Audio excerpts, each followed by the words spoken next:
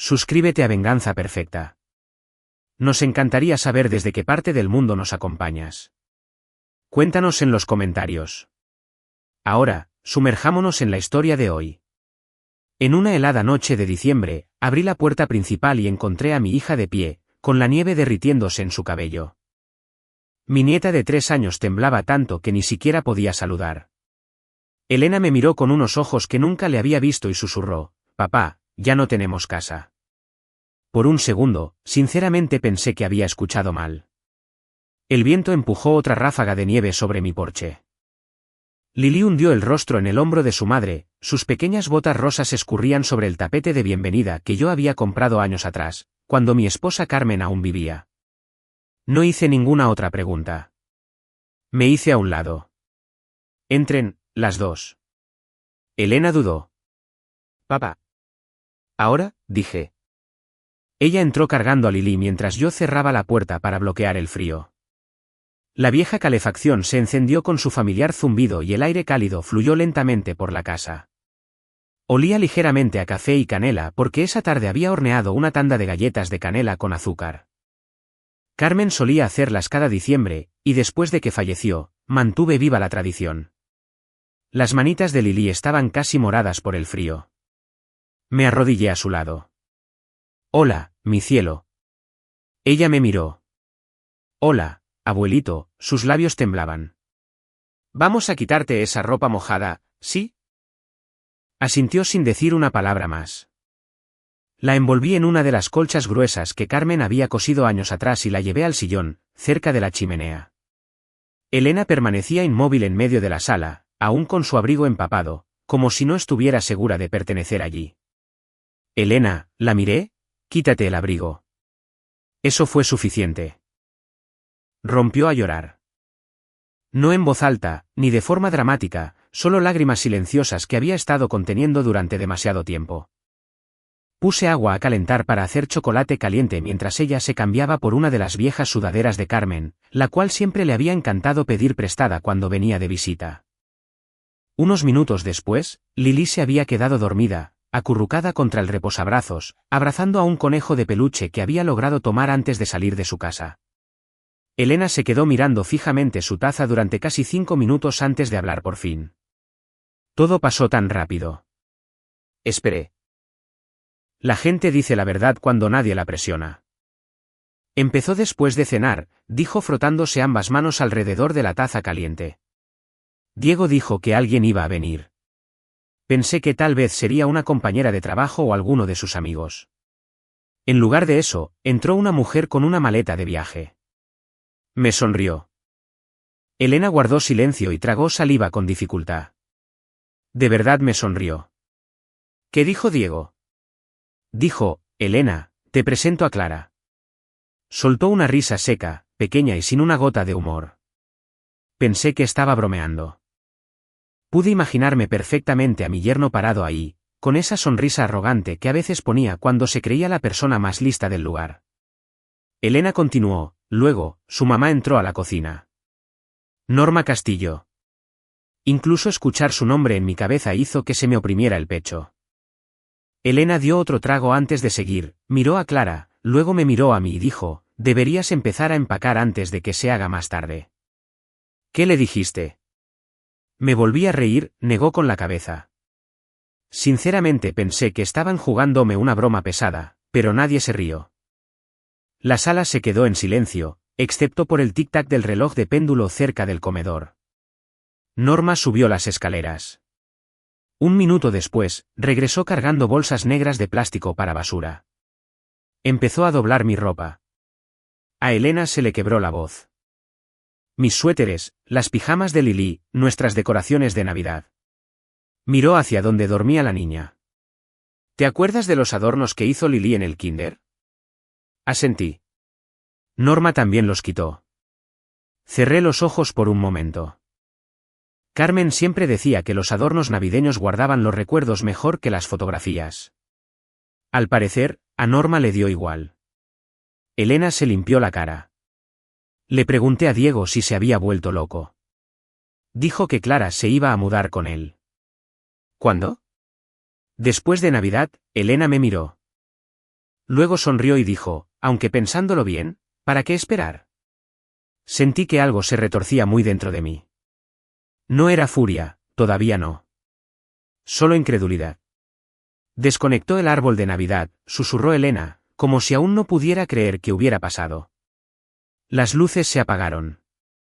Lily preguntó por qué su papi había apagado la Navidad.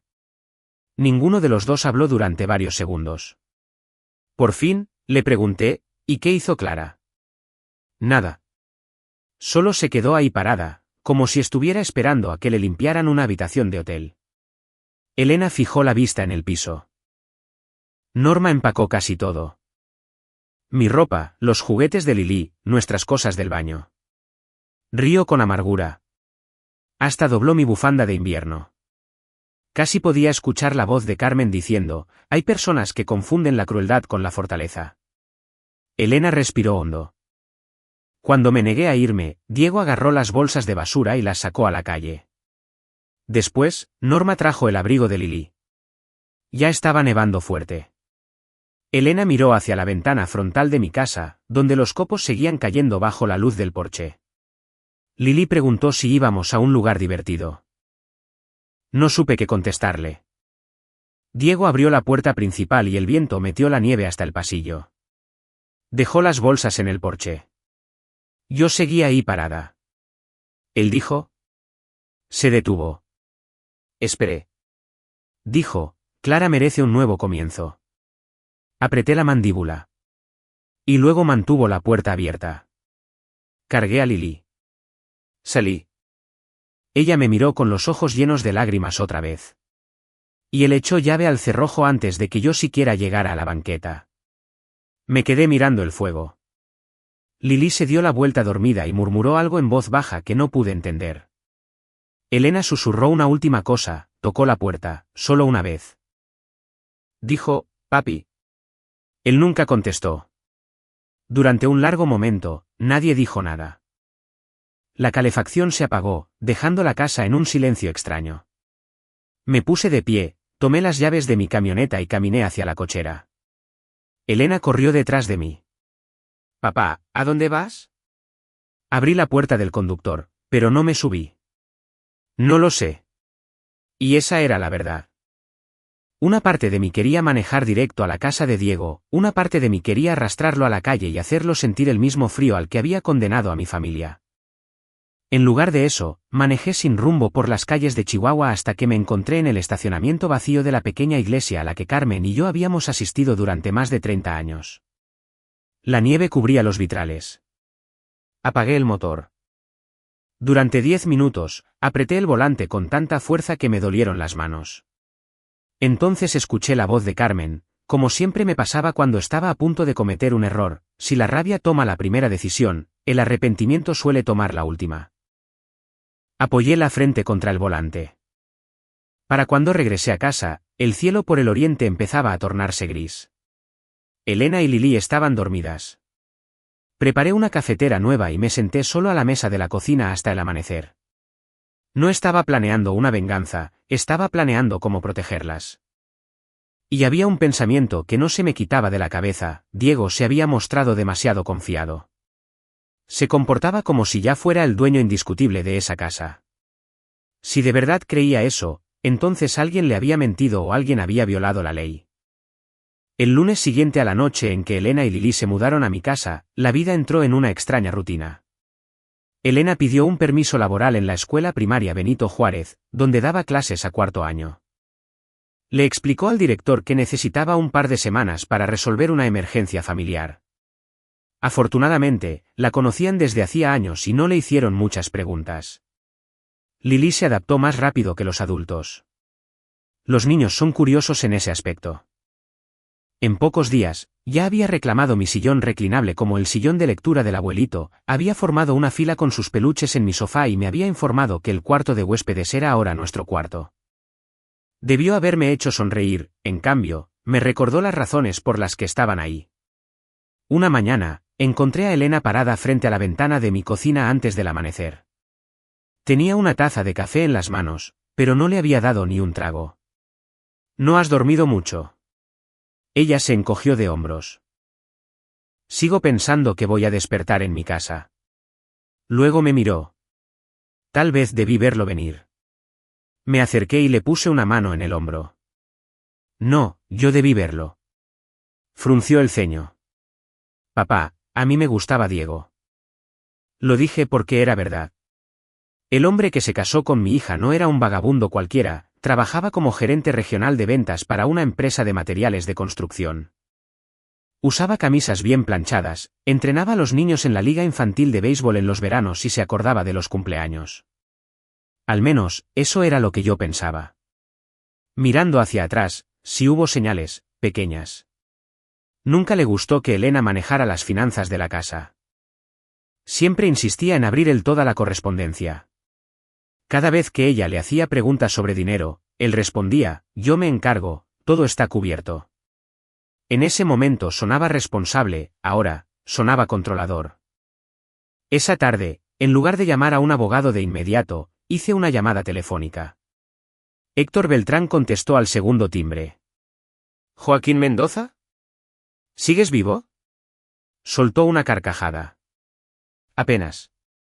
Necesito un favor. Héctor se había jubilado del registro público de la propiedad hacía casi 3 años. Nos habíamos conocido décadas atrás, cuando le instalé un nuevo sistema de calefacción en su edificio de oficinas. Con el paso de los años, nos mantuvimos en contacto, viéndonos para tomar café en un restaurante sobre la avenida Cuauhtémoc cada pocos meses. ¿Qué clase de favor? Necesito saber quién es el dueño legal de la casa de mi hija. Se quedó en silencio. Ven a verme. 1 hora más tarde, me estacioné afuera de un pequeño restaurante donde la mitad de los clientes parecían jubilados.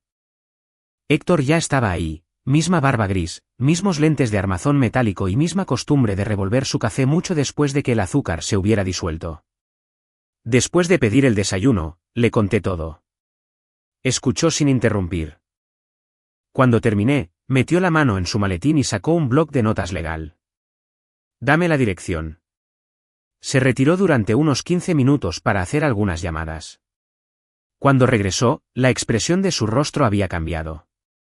Las escrituras no han cambiado. ¿A qué te refieres? A que Elena sigue figurando legalmente como copropietaria. Me incliné hacia adelante. Entonces Diego no puede echarla de la casa. Héctor negó con la cabeza. Legalmente no, bajó la voz. Si lo que te contó Elena es exacto, eso no solo fue una crueldad. Pudo haber sido un desalojo ilegal. Por primera vez desde esa nevada noche, sentí algo más que furia, esperanza. No porque las cosas se estuvieran volviendo fáciles, sino porque a los hechos no les importa quien cuente la historia en voz más alta. Héctor golpeó suavemente la mesa con el dedo. Joaquín, o tu yerno no entiende la ley, o cree que nadie más la entiende. De camino a casa, llamé a Elena. No firmes nada. No pensaba hacerlo. Si Diego te pregunta algo, no le contestes. Ella hizo una pausa. Ya lo hizo. ¿Qué? Me mandó un mensaje de texto ayer. ¿Qué te dijo?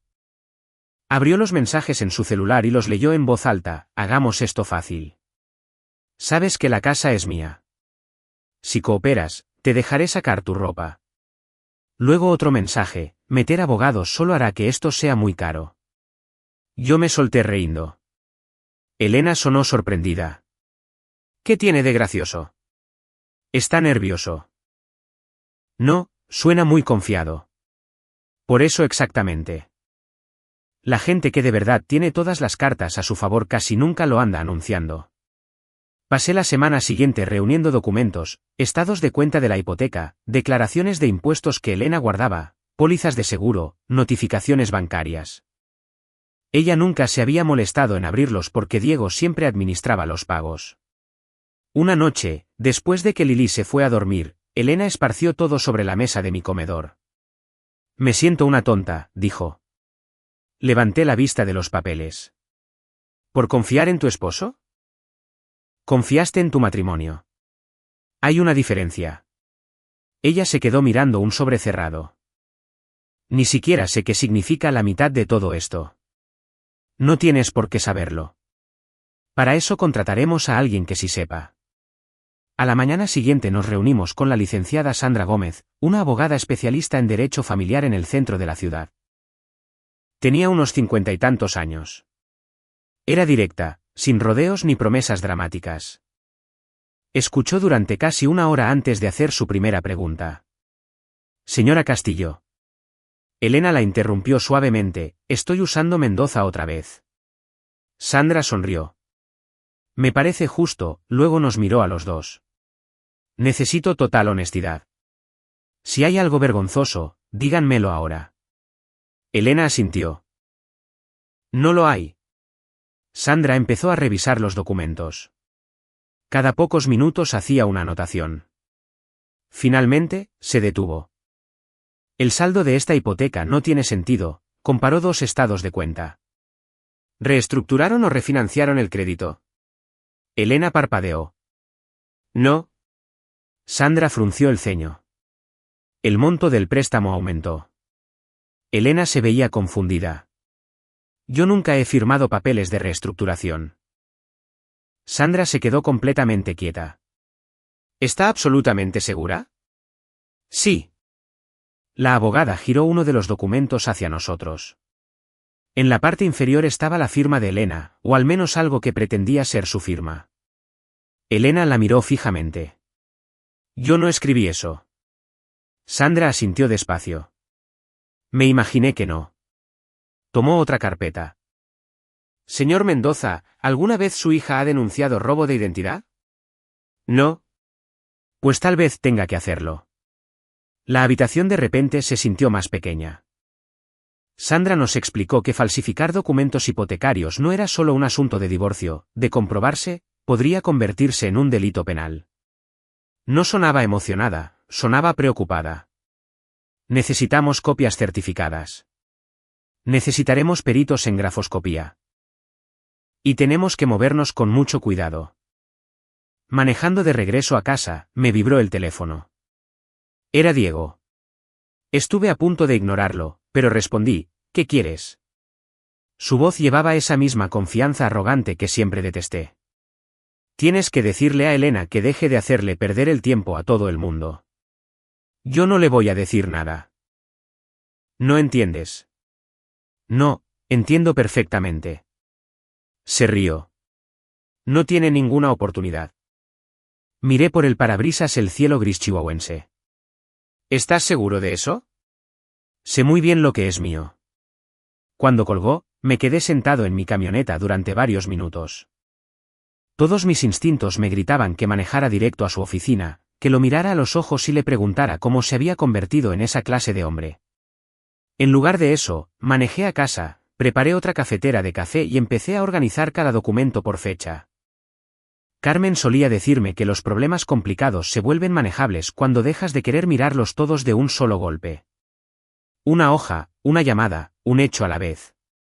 3 días después, Sandra me llamó. Joaquín, siéntate. ¿Qué pasó? El banco localizó otro documento de reestructuración. Se me apretó el estómago. Hubo un testigo en la firma. ¿Quién? Silencio. Luego respondió, Norma Castillo. Cerré los ojos. La madre no solo había incitado lo que pasó, tal vez había ayudado a hacer lo posible. Y de pronto, la noche en que echaron a Elena a la nieve se veía menos como un arrebato emocional y más como el paso final de un plan que llevaban meses tramando. La Nochebuena llegó vestida con 15 centímetros de nieve fresca. El vecindario parecía una de esas tarjetas navideñas que Carmen solía comprar cada diciembre, techos blancos, humo saliendo de las chimeneas, coronas colgadas en las puertas principales. Por fuera, todo se veía pacífico. Dentro de mi casa, la historia era muy diferente.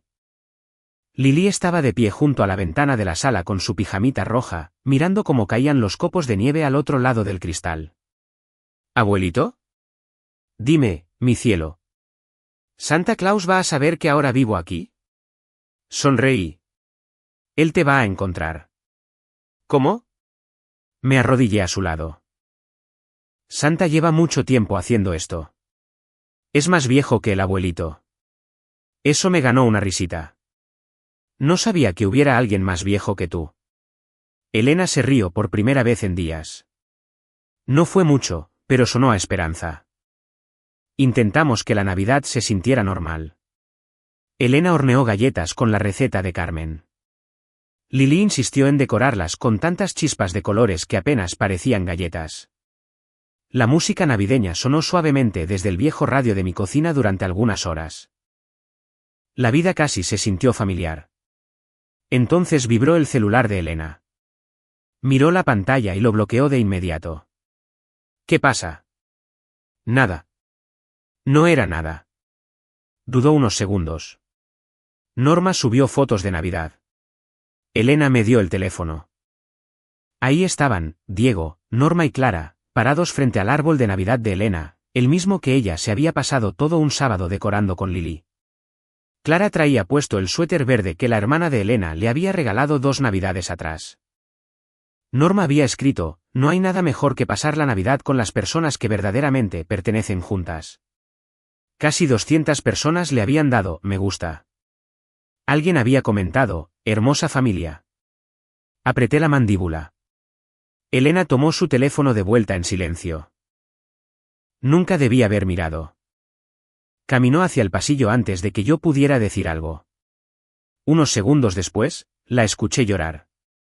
No fuerte, solo lo suficiente para que un padre sepa que su hija está intentando que no la escuchen. Más tarde esa tarde, mientras Lily jugaba en el piso con sus libros para colorear, de pronto miró alrededor de la sala. Mi conejito. Elena dejó de envolver regalos. ¿Cuál conejito? Mi conejito para dormir. El conejo de peluche. Nos quedamos congelados. Elena me miró. Vi que pasó saliva con dificultad. Creo que lo dejamos allá.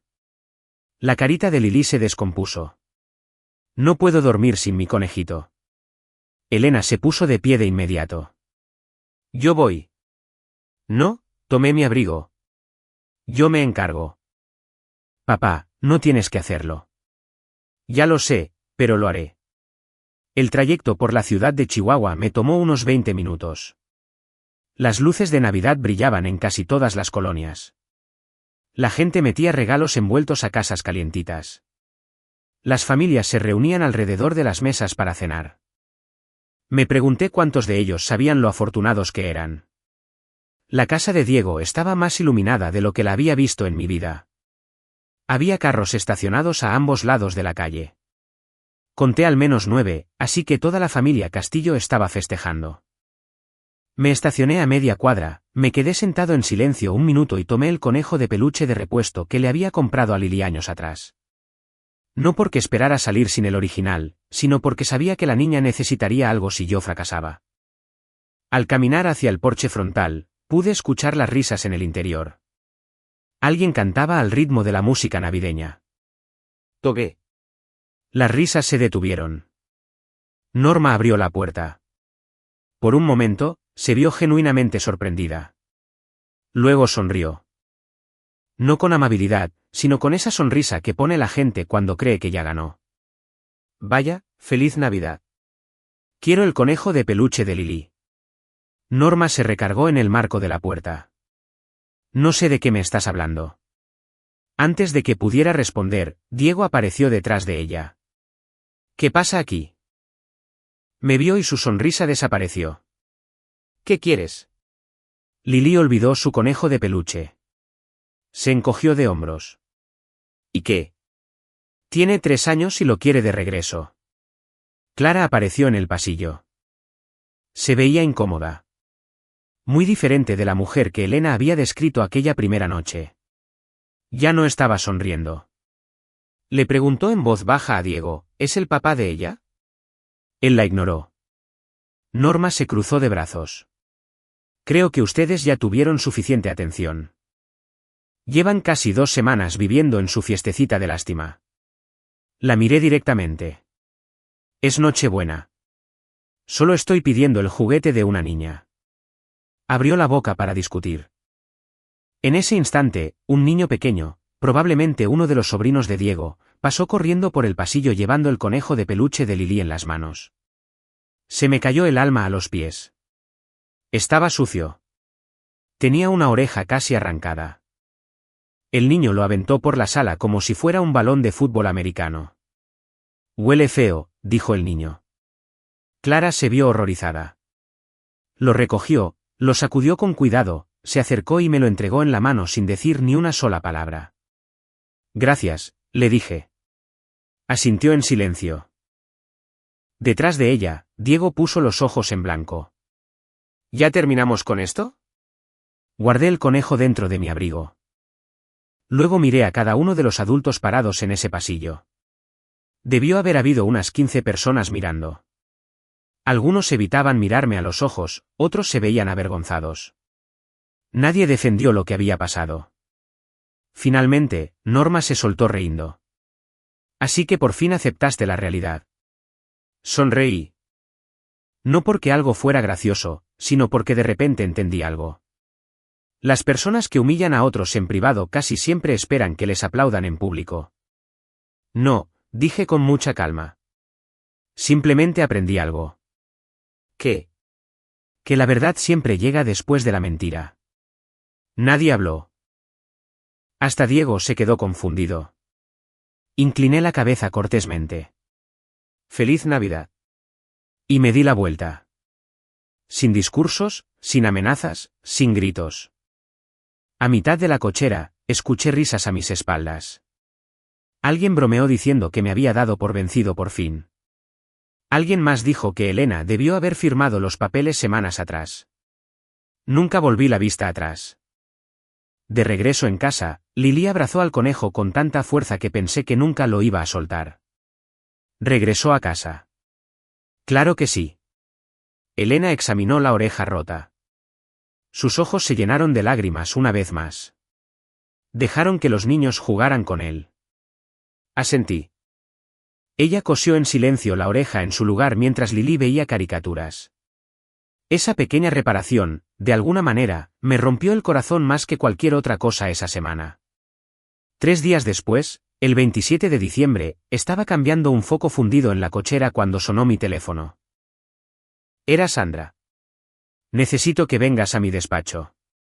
¿Buenas noticias? Creo que sí. 1 hora más tarde, colocó 2 sobres certificados sobre su escritorio. Uno venía de la institución hipotecaria, el otro, de la Fiscalía General del Estado. Los miré. ¿Qué pasó? El banco terminó su revisión preliminar. Y encontraron suficientes irregularidades para iniciar una investigación formal por fraude. Antes de que pudiera contestar, Sandra deslizó otro documento hacia mí. Hay algo más, hizo una pausa. Citamos legalmente a Clara para que compareciera. Levanté la vista. ¿Aceptó? No exactamente, Sandra entrelazó las manos. Contrató a un abogado. ¡Qué bien! Su abogado solicitó copias de los documentos hipotecarios.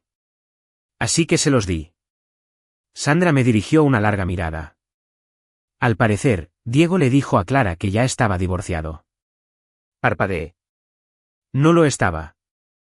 Sandra casi sonrió. Ni siquiera había presentado la demanda. Por primera vez, me di cuenta de que Diego no solo había traicionado a Elena. Había construido toda su nueva vida sobre mentiras. Y una vez que una mentira empieza a desmoronarse, las demás no se quedan en pie por mucho tiempo. Para cuando enero le dio paso a febrero, aprendí algo que desearía nunca haber tenido que saber: la justicia requiere muchísimo papeleo. La televisión hace que parezca que un dramático discurso en la corte lo cambia todo. La vida real no funciona así. La vida real son llamadas telefónicas que no te devuelven hasta el martes siguiente. Es sentarse en salas de espera con café rancio. Es firmar con tu nombre documento tras documento hasta que te da un calambre en la mano. Es pagar honorarios de abogados que te hacen el estómago un nudo. Y es despertarse cada mañana esperando que nadie se haya dado por vencido. Esos meses nos pusieron a prueba a todos. Elena empezó a ir con una psicóloga todos los miércoles por la tarde. Al principio no quería. No necesito terapia, me dijo una noche mientras recogíamos la cocina después de cenar. Necesito recuperar mi vida. Le pasé otro plato para que lo secara. A veces esas dos cosas se ayudan mutuamente. Ella miró el secador de cocina. Odio que él todavía tenga el poder de afectarme. Asentí. Yo también. Pero fingir que estás bien no lo va a hacer más pequeño. Unas semanas más tarde, admitió que las sesiones le estaban ayudando. No porque borraran lo que pasó, sino porque la ayudaron a dejar de culparse a sí misma. Eso importaba mucho. Lily tenía su propia manera de lidiar con las cosas. La primera vez que cerré de golpe la puerta principal por accidente al entrar con las compras del súper, gritó. No lloró, gritó con terror. Soltó el libro de colorear que tenía en las manos y corrió a esconderse debajo de la mesa del comedor. Elena corrió hacia ella. Lily, todo está bien. No hubo respuesta. Elena se metió debajo de la mesa con ella. Yo me quedé en donde estaba. A veces los niños necesitan a su mamá más que a su abuelo. Después de varios minutos, escuché a Lily susurrar algo. Elena me miró con lágrimas en los ojos, pensó que alguien nos estaba corriendo de la casa otra vez. Me salí al patio antes de que alguna de las dos pudiera ver mi cara. El frío aire de febrero me golpeó duro. Me quedé en el porche durante un largo rato. Una niña de 3 años no debería tenerle miedo al sonido de una puerta al cerrarse. El proceso legal avanzaba a paso de tortuga. Sandra nos llamaba casi cada semana con una nueva actualización o un nuevo retraso, por lo general, ambos. Un martes por la tarde, nos citó a Elena y a mí en su despacho. Quiero prepararlos para algo. A ninguno de los dos nos gustó cómo sonó eso. Diego contrató una nueva defensa. ¿Qué significa eso? Preguntó Elena. Significa que contrató a alguien con mucha experiencia. Sandra deslizó una tarjeta de presentación sobre el escritorio. Reconocí el nombre de inmediato, licenciado Miguel Garza, uno de los abogados civiles más conocidos en Chihuahua. No cobra barato, dije. No, Sandra entrelazó las manos. Y es bueno. Los hombros de Elena cayeron. ¿Entonces vamos a perder? Sandra contestó antes de que yo pudiera hacerlo, no, pero esto ya no va a ser nada fácil. Y tenía razón. En menos de 2 semanas, todo se volvió más complicado. La estrategia de Garza era simple, Elena había firmado los documentos voluntariamente, si no se acordaba, no era culpa de Diego. Argumentó que simplemente se le había olvidado. Luego, insinuó que ella no le prestaba atención a sus propias finanzas. Leer esas acusaciones me hizo hervir la sangre. Elena se veía destrozada. La gente de verdad va a creer esto. Estiré la mano por encima de la mesa y le apreté la mano. Algunos tal vez, pero la evidencia no es un concurso de popularidad. El problema era que, en ese punto, todavía no teníamos suficiente. El perito en grafoscopía creía que la firma era falsa, lo creía, pero no estaba comprobado al 100%. El banco sospechaba de fraude, lo sospechaba, pero no lo confirmaba. Sandra se mantuvo tranquila. Los casos como este se ganan con paciencia. Sonreí débilmente. Esperaba que dijeras algo más fácil. Ella se rió. Lo sé. Unos días después, estuve a punto de arruinarlo todo. Estaba en el supermercado al súper comprando leche y comida para perro cuando vi a Diego. Estaba parado cerca de las cajas registradoras riéndose con otro hombre como si nada hubiera pasado. Como si Elena no llevara semanas despertándose en lágrimas, como si Lily no le siguiera teniendo miedo a las puertas cerradas. Me vio, sonrió con soberbia, de verdad sonrió con burla, y luego me hizo un saludito con la mano. No recuerdo haber empujado el carrito. Un segundo estaba en el pasillo de congelados y al siguiente estaba parado a 3 metros de él. Se veía divertido. ¿Joaquín? No le contesté. ¿Todo bien? Seguía sonriendo. Di otro paso. Por un peligroso momento, me imaginé agarrándolo de ese caro abrigo de invierno y preguntándole qué clase de padre avienta a su propia hija a la nieve. En lugar de eso, escuché a Carmen otra vez. No de una forma mágica, sino el recuerdo de algo que me había dicho después de que un cliente problemático me gritara décadas atrás, en el segundo en que pierdes el control, le entregas el control a ellos. Me di la vuelta, dejé mi carrito del súper exactamente donde estaba y salí del lugar. Me temblaron las manos durante todo el camino a casa. Esa noche, le confesé todo a Elena. Estuve a punto de golpearlo. Se me quedó mirando durante un largo momento. Luego dijo en voz baja, me alegra que no lo hayas hecho. A mí también. Marzo llegó con calles enlodadas y parches de nieve sucia derritiéndose en las alcantarillas. Una tarde, Sandra llamó. ¿Pueden venir al despacho? Su voz sonaba diferente. No preocupada, sino curiosa. Cuando Elena y yo llegamos a su oficina, había otra mujer sentada en la sala de juntas. Se puso de pie cuando entramos. Me tomó un segundo reconocerla, Clara. Se veía agotada. Sin maquillaje, con el pelo recogido. Nada que ver con la mujer sonriente de las fotos de Navidad. Su abogado estaba sentado a su lado. Clara miró directamente a Elena. ¿Perdón? Elena no respondió. Clara asintió, como si esperara esa reacción. Luego abrió un sobre grande. Traje todo. Transferencias bancarias, estados de cuenta de tarjetas de crédito, mensajes de texto, correos electrónicos, hasta capturas de pantalla impresas de conversaciones. Sandra empezó a revisarlas lentamente. La habitación se fue quedando más en silencio con cada página. Clara finalmente volvió a hablar, no vine porque de pronto me haya convertido en una buena persona. Nadie se lo discutió. Vine porque me enteré de que a mí también me estuvo mintiendo, respiró hondo y despacio. Me dijo que estaba divorciado. Me dijo que el dinero de la reestructuración venía de vender una propiedad de inversión, bajó la mirada. Yo le creí. Su abogado habló después, mi clienta está cooperando en su totalidad. Una vez que entendió la situación, confirmó que no recibió asesoría legal ni financiera del señor Castillo respecto a esas transacciones. Sandra asintió. Se lo agradezco. Clara volvió a mirar a Elena. Debí haber hecho más preguntas. Elena por fin le contestó, sí, debiste hacerlo. No hubo gritos, ni enfrentamientos dramáticos, solo dos mujeres sentadas una frente a la otra. Una cargando heridas recientes y la otra cargando arrepentimiento. 3 días después, Sandra volvió a llamar. Esta vez no se molestó en hacer plática trivial, giraron la orden de aprehensión. Me senté a la mesa de mi cocina. ¿Bajo qué cargos? El Ministerio Público aprobó los cargos por fraude hipotecario y falsificación de documentos.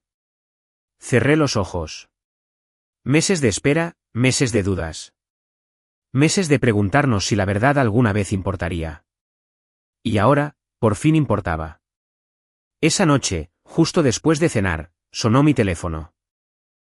El nombre de Elena parpadeó en la pantalla. Contesté de inmediato.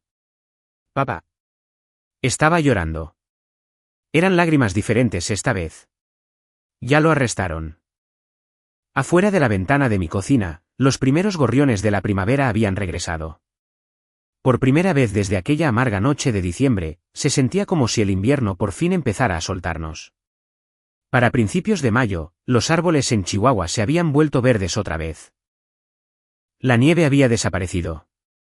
El frío amargo había sido reemplazado por mañanas cálidas y el olor a pasto recién cortado. Me sorprendía cómo el mundo podía seguir girando mientras las personas intentaban reconstruirse por dentro. El proceso penal y el juicio de divorcio se habían convertido en dos caminos separados. El abogado de Diego peleó duro en cada punto, pero una vez que los peritajes en grafoscopía, los reportes bancarios y los registros digitales se juntaron, los hechos pintaron un cuadro contra el que era muy difícil argumentar. Aún así, Sandra nos recordó que no debíamos celebrar antes de tiempo, la evidencia gana los casos, no el exceso de confianza, nos dijo. La audiencia sobre medidas provisionales de custodia, uso del domicilio y cuestiones alimentarias estaba programada para un martes por la mañana en los juzgados de lo familiar. Elena apenas durmió la noche anterior.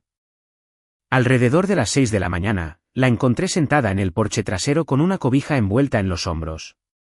Miraba fijamente hacia el patio, donde el triciclo de plástico de Lili estaba cerca del jardín. ¿Y si me quedo congelada?, preguntó. No lo harás. ¿Y si se me olvida algo? No pasará. ¿Y si me hacen quedar como si estuviera loca? Me senté a su lado. Te van a hacer preguntas. Solo respóndelas. No necesitas ser perfecta, solo necesitas decir la verdad. Ella me miró. Ojalá mi mamá estuviera aquí. Tragué saliva. Yo también lo deseo. Nos quedamos sentados en silencio un minuto más antes de que yo sonriera, pero conociendo a tu madre. Elena soltó una risa suave entre lágrimas, probablemente nos diría a los dos que dejemos de preocuparnos y nos pongamos a desayunar. Eso suena exactamente a ella. El estacionamiento del juzgado ya se estaba llenando cuando llegamos. La gente caminaba aprisa hacia la entrada cargando maletines y vasos de café. Algunos se veían nerviosos, otros se veían enojados, otros, simplemente cansados. Los juzgados familiares no son un lugar al que la gente llegue en el mejor día de sus vidas. Adentro, la seguridad pasó nuestros teléfonos por el escáner. El pasillo afuera de la sala de audiencias zumbaba con pláticas en voz baja. Entonces los vi. Norma estaba parada cerca de la ventana con un traje sastre color azul marino y tanto perfume que podía olerlo desde 5 metros de distancia. Se cruzó de brazos en el momento en que nos vio. Diego estaba de pie junto a su abogado. Se veía más delgado. Su caro reloj ya no estaba. Tampoco esa seguridad que le había visto en el supermercado. Por un instante, nuestras miradas se cruzaron. Él apartó la vista primero. Eso me dijo más que cualquier palabra. La audiencia comenzó puntualmente a las 9. El juez entró. Todos nos pusimos de pie. En cuestión de minutos, la sala entró en el ritmo constante de testimonios, documentos y alegatos legales. Sandra presentó la línea de tiempo con mucho cuidado. Sin teatros, puro hecho, registros de la propiedad, escrituras, estados de cuenta bancarios, historiales telefónicos, correos, peritajes oficiales de firma. Cada pieza encajaba como otra sección de un rompecabezas. Garza objetó todo lo que razonablemente pudo. Cuestionó fechas, procedimientos, memorias. Pero los hechos tienen la necia costumbre de sobrevivir al contrainterrogatorio. Luego, Elena subió al estrado de los testigos. Nunca me había sentido más orgulloso de mi hija. No intentó sonar dramática, no exageró nada. Simplemente respondió cada pregunta con honestidad. Sandra le preguntó con suavidad, ¿qué ocurrió el 12 de diciembre? Elena respiró hondo y despacio. Mi esposo metió a otra mujer a nuestra casa. ¿Qué pasó después? Mi suegra empacó nuestras pertenencias en bolsas de basura. Y luego mi esposo cerró la puerta principal con llave, dejándonos afuera. Sandra hizo una pausa. ¿Quién estaba con usted? ¿Mi hija? ¿Qué edad tenía? 3 años. La sala de audiencias se quedó en un silencio sepulcral. ¿Qué hizo Lili? Elena bajó la mirada un segundo. Tocó la puerta. ¿Qué dijo? La voz de Elena casi desapareció, dijo, papi. No hubo otra pregunta durante varios segundos. Se pudo escuchar a alguien removerse en la fila de atrás. Una secretaria judicial se aclaró la garganta en silencio. Hasta el juez Navarro se quitó los lentes por un momento. Ningún abogado podría mejorar ese silencio. Más tarde esa tarde, Clara testificó que no estaba ahí porque quisiera venganza. No estaba ahí porque se hubiera hecho amiga de Elena. Estaba ahí porque se había enterado de que a ella también la habían engañado. Su abogado había negociado cierta inmunidad respecto a los asuntos financieros en los que los investigadores concluyeron que ella había participado sin saberlo. Sandra preguntó, ¿qué le dijo el señor Castillo antes de que usted se mudara a esa casa? Clara respondió con claridad, me dijo que estaba divorciado. ¿Se había presentado alguna demanda de divorcio en ese momento? No. ¿Sabía usted que la señora Castillo seguía siendo copropietaria legal del inmueble? No. ¿Sabía usted que los documentos de reestructuración contenían una firma falsificada? No. Garza intentó insinuar que Clara estaba cambiando su versión para protegerse. Ella no discutió. Simplemente respondió a cada pregunta, no, no lo sabía. Debí haber preguntado, pero no lo hice. No fue dramático. Sonó como alguien admitiendo un error. Irónicamente, eso la hizo más creíble. Entonces Norma decidió hablar. Nadie se lo había pedido. Se inclinó hacia adelante desde su asiento e interrumpió a Sandra durante el interrogatorio. «Esto es ridículo». El juez Navarro la miró por encima de sus lentes. «Señora Castillo, tendrá su oportunidad de hablar si resulta procesalmente oportuno». Ella lo ignoró. «Mi hijo trabajó por todo lo que tiene». Otra interrupción. La voz del juez se mantuvo serena. «Señora Castillo, si vuelve a interrumpir, será retirada de esta sala». Finalmente se sentó, pero no pudo ocultar la furia en su rostro. Por primera vez desde que la conocía, no estaba controlando la habitación. La sala había avanzado sin ella. Al caer la tarde, el juez dictó varias resoluciones provisionales. Le otorgó a Elena la guarda y custodia provisional mientras continuaba el juicio. Se le concedió el uso exclusivo del domicilio conyugal en tanto se resolvía la división definitiva de bienes. A Diego se le ordenó pagar una pensión alimenticia provisional bajo mandato judicial. El juez también señaló la gravedad de las pruebas en torno a las acusaciones por fraude hipotecario, explicando que dichos asuntos seguirían su curso por separado ante la justicia penal. No era el final de todo, pero era un paso fundamental. Y lo más importante, Elena ya no tenía que preguntarse si alguien le creía. La autoridad judicial le creía. Afuera del juzgado, algunos reporteros locales esperaban cerca de las escaleras. La investigación penal había atraído más atención que la mayoría de los casos de familia. Los micrófonos aparecieron casi de inmediato. Un reportero se acercó a Norma. «Señora Castillo, ¿tiene algún comentario sobre la resolución de hoy?» Ella me apuntó directamente con el dedo. «Este viejo destruyó a nuestra familia». Varias cámaras giraron hacia mí. Por un segundo, pensé en no decir nada. Entonces recordé a Lili parada en la nieve. Di un paso al frente, solo lo suficiente para contestar. «No», mantuve la voz serena. «Usted destruyó a su propia familia la noche en que dejó a su nieta afuera, bajo llave, en medio del invierno». Nadie me interrumpió. Nadie la defendió. Incluso los reporteros se quedaron en silencio por un momento antes de bajar sus micrófonos. Norma abrió la boca como si quisiera discutir, no le salió ninguna palabra. Durante las semanas siguientes, las cosas cambiaron tranquilamente. Elena sonreía más seguido. Regresó a dar clases de medio tiempo. Lili dejó de preguntar si teníamos que irnos de la casa del abuelito. Entonces, un viernes por la tarde, mientras yo terminaba de sembrar tomates en mi patio trasero, vi una vieja camioneta pick-up entrando despacio a mi cochera. Reconocí al conductor de inmediato, Diego. Se estacionó, apagó el motor y durante casi un minuto entero se quedó ahí sentado. Cuando por fin se bajó, venía solo. Sin abogado, sin su madre, sin público. Yo no tenía idea de a qué venía. Pero algo me dijo que esta conversación sería muy diferente a todas las que habíamos tenido antes. Durante un largo momento, Diego se quedó parado junto a su camioneta. El sol de la tarde calentaba agradable, el típico día de primavera norteña que te hace olvidar lo brutal que puede llegar a ser el invierno.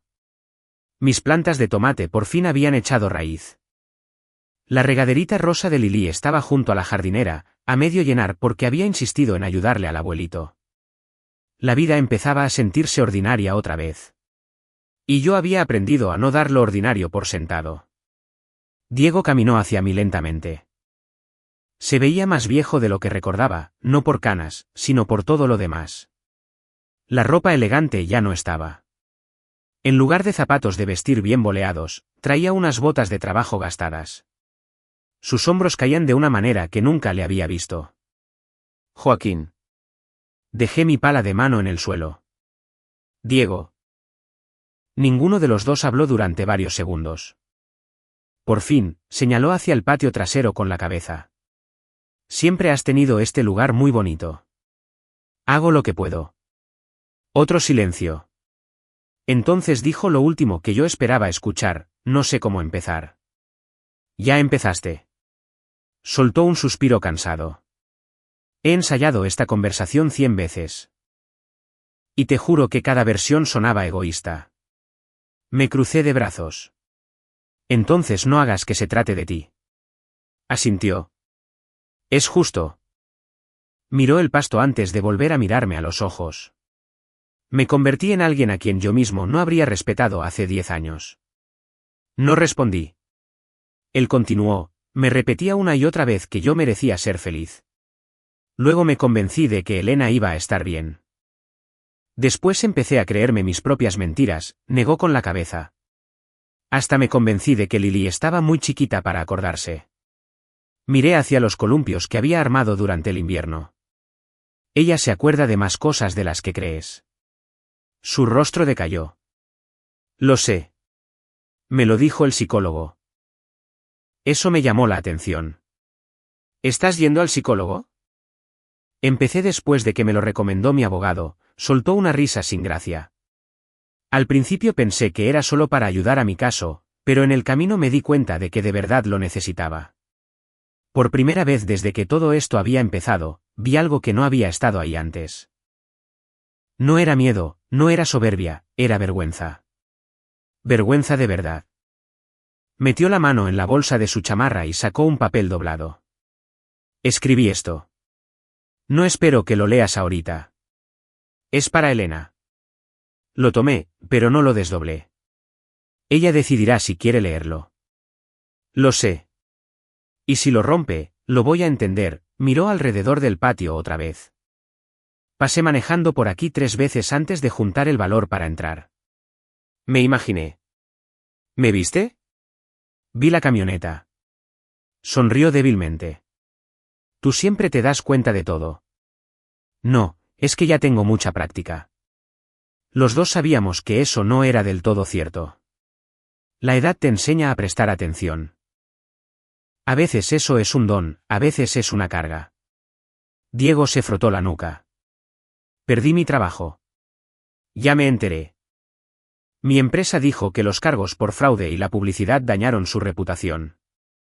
Asentí una vez. No me estaba pidiendo compasión, estaba diciendo un hecho. Clara se fue. También supe eso. Se regresó a Sonora. De nuevo, puras verdades. Sin amargura en su voz, solo aceptación. Mi mamá sigue diciendo que nada de esto habría pasado si tú no te hubieras metido. No pude evitar sonreír. ¿Y tú qué piensas? Me miró directamente, pienso que ella necesita creer eso, porque admitir la verdad significaría aceptar que ayudó a destruir a su propia familia. Esa fue probablemente la cosa más honesta que le había escuchado decir en toda su vida. Una brisa movió las ramas del arce en mi patio trasero. En algún lugar de la calle, alguien encendió una podadora. La vida seguía avanzando. Siempre lo hace. Diego se aclaró la garganta. Vine por otra razón. Esperé. Quiero ser un mejor papá. No porque un juez ordene visitas convivenciales. No porque mi abogado me diga que se ve bien. Sino porque todas las noches. Hizo una pausa, sigo escuchando a Lily tocando esa puerta. Cerró los ojos. Y sé que ella va a escuchar ese sonido por el resto de su vida. Ninguno de los dos habló. No había nada que yo pudiera agregar a eso. Finalmente, le dije, no puedes cambiar esa noche. Lo sé, pero puedo decidir si se convierte en lo peor que recuerde de mí. Me miró con atención. ¿A qué te refieres? A que te pases los próximos 10 años estando presente. No faltes a sus cumpleaños. No canceles los fines de semana porque te salió algo más interesante. Di la verdad. Paga tu pensión sin quejarte. Conviértete en alguien con quien ella pueda contar. Di un paso hacia él. Dejaste de ser mi yerno hace meses, ese capítulo ya se cerró. Pero siempre vas a ser el papá de Lily. ¿Qué clase de papá decidas ser a partir de hoy? Esa sigue siendo tu decisión. Sus ojos se llenaron de lágrimas. Asintió una vez. Gracias. No te estoy dando las gracias, te estoy dando una responsabilidad. Lo sé. Me extendió la mano. Por un segundo, la miré. Meses atrás, la habría rechazado. Ahora, se la estreché. No porque todo estuviera perdonado, sino porque el rencor ya nos había quitado demasiado a todos.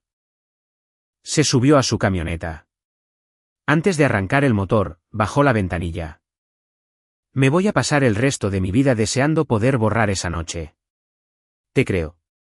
Pero desear las cosas no es lo mismo que cambiarlas. No, no lo es. Luego se fue. Lo vi hasta que la camioneta desapareció en la esquina. Unos minutos después, se abrió la puerta trasera. Lily salió corriendo con unos guantecitos de jardinería que le quedaban gigantes en las manos. Abuelito. Traía un paquetito de semillas de girasol. ¿Podemos sembrar estas? Claro que podemos. Elena salió detrás de ella hacia el porche con 2 vasos de té helado. Miró la cochera vacía. ¿Era Diego? Sí. ¿Qué quería? Pensé en todo lo que habíamos hablado. Quería una segunda oportunidad. Elena no me preguntó si se la había dado. Ya lo entendía. Las segundas oportunidades no son regalos que la gente te entrega en la mano, son oportunidades que te tienes que ganar. Durante el verano, poco a poco, la vida entró en un nuevo ritmo. Elena finalizó el divorcio.